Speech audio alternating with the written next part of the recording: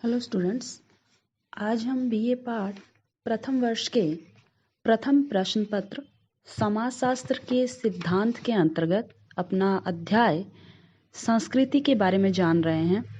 अभी तक हम अपने अध्याय संस्कृति के अंतर्गत संस्कृति का अर्थ, मानव संस्कृति के निर्माता के रूप में किस प्रकार से है, संस्कृति का समाजशास्त्रीय और मानव शास्त्रीय अर्थ तथा संस्कृति के भौतिक और अभौतिक पक्षों के बारे में जान चुके हैं। आज हम संस्कृति की विशेषताओं के बारे में जानेंगे।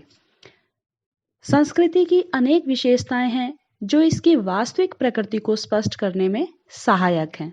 यहाँ हम उन्हीं में से कुछ विशेषताओं की चर्चा कर रहे हैं, जिसके अंतर्गत संस्कृति की पहली विशेषता बताई गई है सीखा हुआ व्यवहार।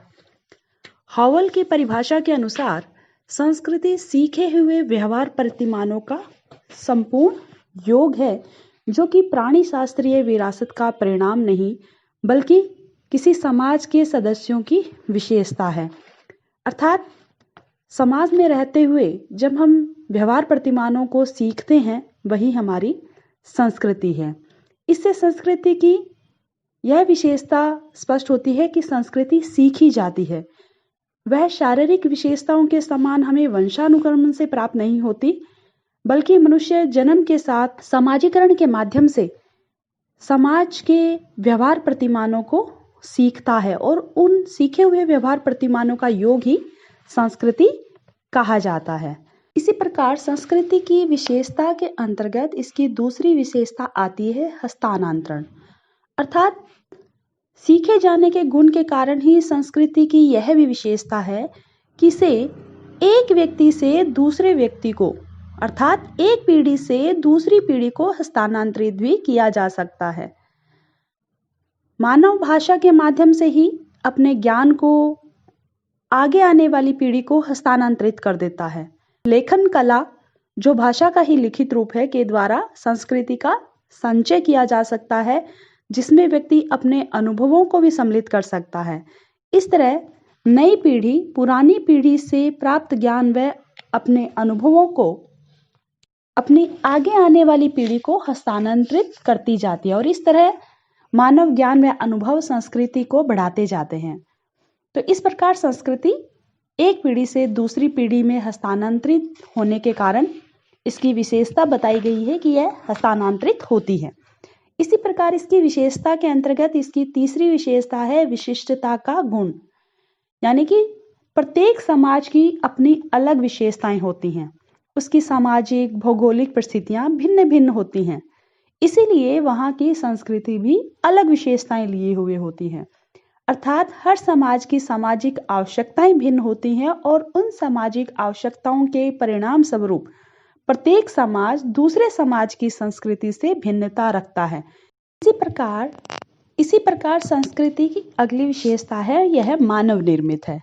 अर्थात मनुष्य में वह अनोखी क्षमता विद्यमान है कि उसे संस्कृति का निर्माता कहा जा सकता है। मनुष्य की यह क्षमता, जैसा कि हमने पहले भी पढ़ा है, शारीरिक संरचना के कारण है, जिसके अंतर्गत उसका विकसित मस्तिष्क, तीक्ष्ण दृष्टि, हाथों की बनावट, सीधे खड़े होने की क्षमता, अंगूठे व गर्दन की संरचना आदि उसे अन्य प्राणियों से भिन्नता प्रदान करती है, जिसके कारण ही वह अपने अनुभवों का प्रयोग कर सका है और नवीन आविष्कार कर सका है, अर्थात संस्कृति का निर्माता बन सका है।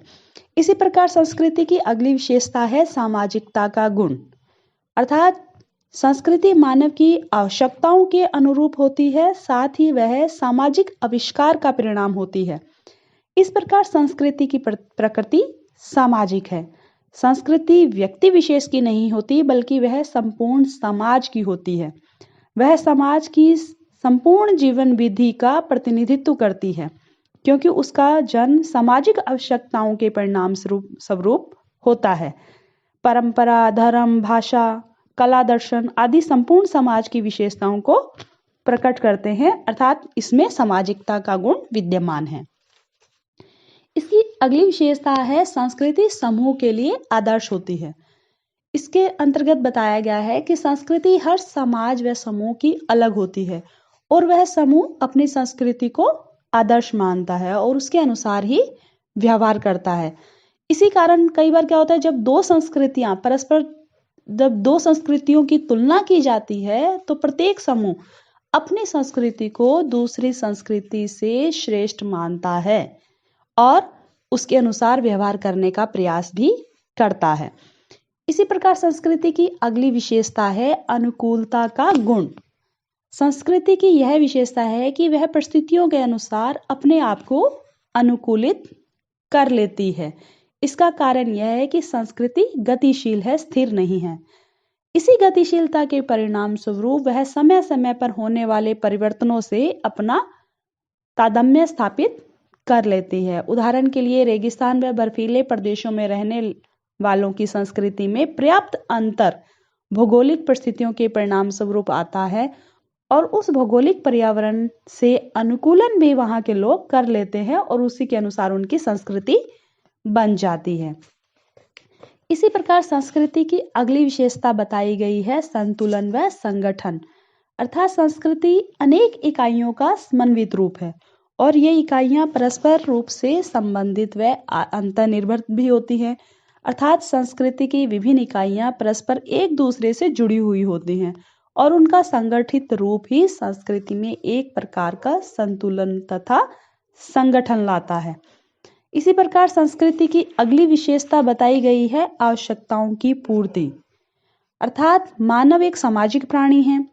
समाज में उसकी अनेक प्रकार की आवश्यकताएं होती हैं, जैसे शारीरिक, मानसिक और सामाजिक, और इनकी पूर्ति के लिए उसने संस्कृति निर्मित की है।